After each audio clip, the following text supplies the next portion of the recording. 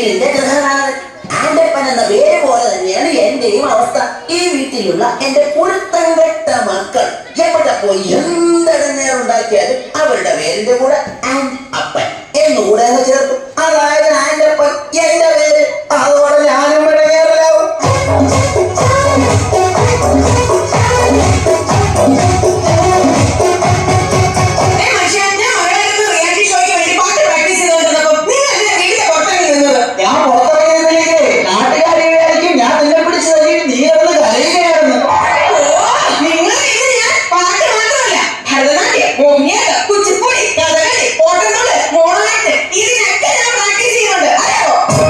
ഇതാണ് ആൻഡപ്പന്റെ ഭാര്യ റോസിക്കുട്ടി.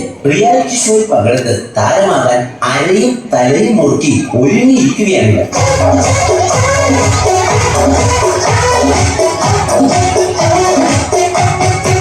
പ്രിയപ്പെട്ട അപ്പച്ചനും അമ്മച്ചിക്കും മൂത്തമകൻ കാർത്തികൻ മാത്തുക്കുട്ടിയുടെ ആയിരമായ അഭിവാദനങ്ങൾ.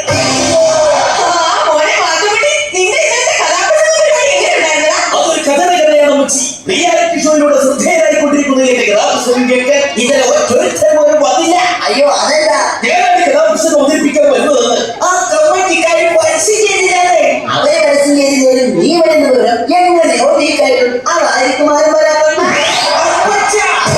കണ്ടല്ലോ, ഇതാണ് ആൻഡപ്പന്റെ മൂത്ത മകൻ കാർത്തികൻ മാത്തുക്കുട്ടി. ഈ കുടുംബത്തിലെ മറ്റൊരു റിയാലിറ്റി താരം.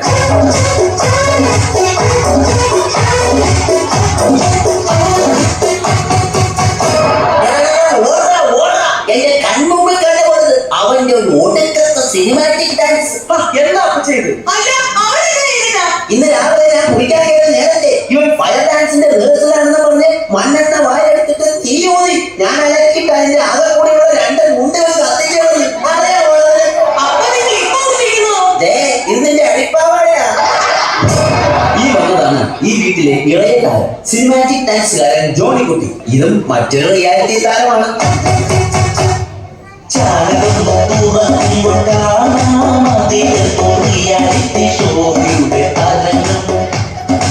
എത്ര കലകളെ പലരും എടുത്തിട്ട്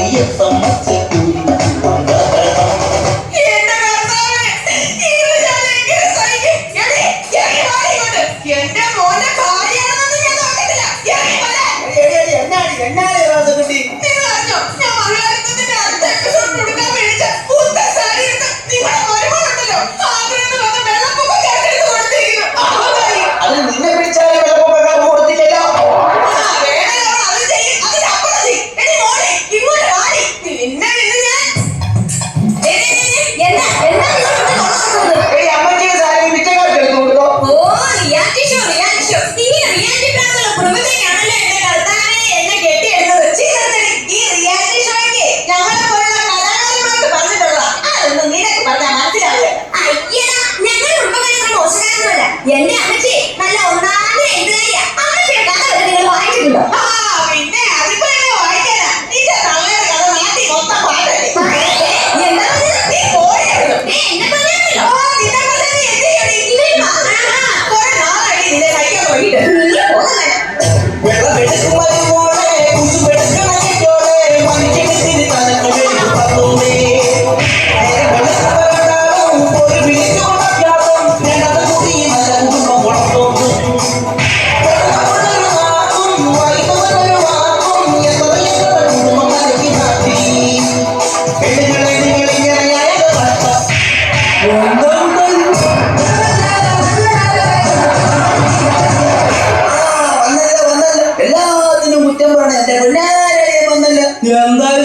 പെങ്ങളെ മോളെ തല്ലുന്നത് അപ്പനായാലും ഭർത്താവായാലും ഒരു താളം ബോധമൊക്കെ വേണ്ടേ?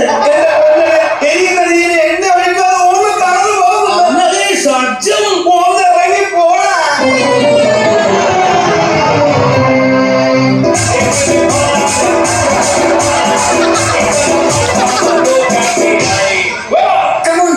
റിയാലിറ്റി ഷോയിലെ സൂപ്പർ താരമായ എന്റെ കൂടെ ഡാൻസ് പഠിക്കാൻ പറ്റിയത് നിങ്ങളുടെ ജീവിതത്തിലെ ഒരു ഭാഗ്യം മാത്രമായിട്ട് കരുതിയാൽ മതി. ആദ്യമായി നമുക്ക് പുതിയ സ്റ്റെപ്പ് പഠിക്കാം. 3, 4.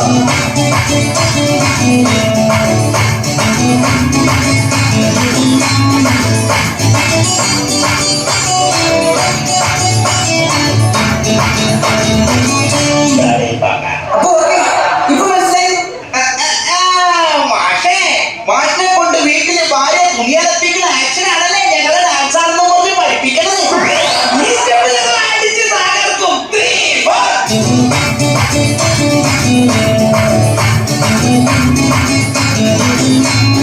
നിർത്തടാ, ഇതെല്ലാം കോപ്പറാവൊക്കെ ഞങ്ങളുടെ പുതിയ സ്റ്റെപ്പാണ്. കോപ്പൺ. എടാ, ഈ റിയാലിറ്റി കാര്യം പറഞ്ഞ് ചുമ്മാ കോപ്പറായി കാട്ടി നടക്കാതെ വല്ല പണിക്ക് പോടാ. അച്ഛാ, നാളെ എന്റെ കഥാപുസ്തക മത്സരത്തിന് ഫൈനലിലേക്കുള്ള സെലക്ഷനാ. അപ്പൊ ഇവരാരാ? ഓർക്കസ്ട്രയുടെ ചെലവ് കുറക്കുവാനായിട്ട് ഞാൻ കൊണ്ടുവന്ന മിമിക്രിക്കാരാ.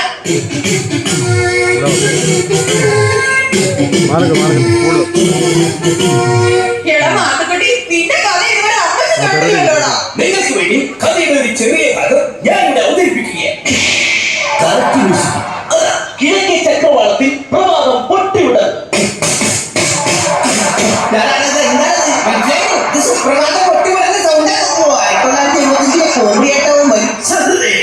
എടാ പൊന്നുമോനെ, നീ കഥ പറ. ഈ കഥയുടെ സുപ്രധാനമായ രംഗമാണ് ഞാൻ ഇവിടെ അവതരിപ്പിക്കുന്നത്. അങ്ങനെ നമ്മുടെ കഥാനായകൻ കഥാനായികയുമായി കണ്ടുമുട്ടുന്നു. ഒരു ഉറച്ച തീരുമാനമെടുക്കാൻ നായകന് സാധിക്കുന്നില്ല.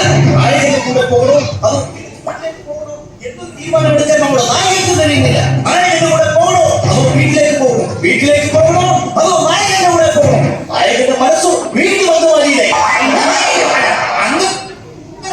അവൻ ചിന്തിക്കുക, നായികയെ കൂട്ടി വീട്ടിലേക്ക് പോകണോ അതോ ഒറ്റയ്ക്ക് പോകണോ? നായികയെ കൂട്ടി വീട്ടിലേക്ക് പോകണോ അതോ ഒറ്റയ്ക്ക് പോകണോ? അങ്ങനെ പ്രതിസന്ധിയിലായ നായകൻ ദുഃഖമായിരുത്താൻ പുഴയിലേക്ക് എടുത്ത ഒറ്റ ചാട്ടം. സത്യത്തെ വെള്ളത്തിൽ നിന്നും ഇങ്ങനെ മുങ്ങിപ്പൊങ്ങിക്കൊണ്ട് അവർ കരയിൽ നിൽക്കുന്ന നായികയെ നോക്കി പറഞ്ഞു. വെള്ളത്തിൽ നിന്ന് പൊങ്ങി വന്നവൻ കരയിൽ നിൽക്കുന്ന നായികയെ നോക്കി പറഞ്ഞു. നായികയെ നോക്കി പറഞ്ഞു.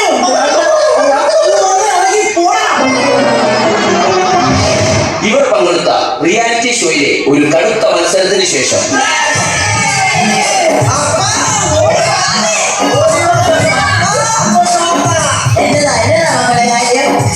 എന്റെ പൊന്നപ്പ, റിയാലിറ്റി ഷോയിലെ എല്ലാ ആഴ്ചകളിലും ഞങ്ങൾ എല്ലാവരും ഫൈനലിലെത്തി.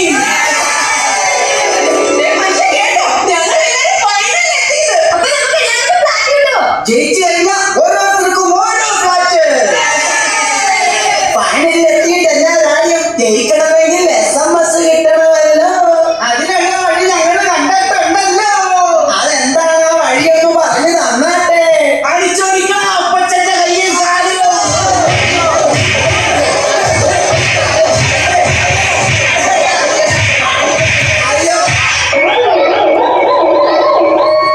എന്തിനാടാ അപ്പന്റെ കയ്യും കാലും തല്ലി ഒടിച്ചത്?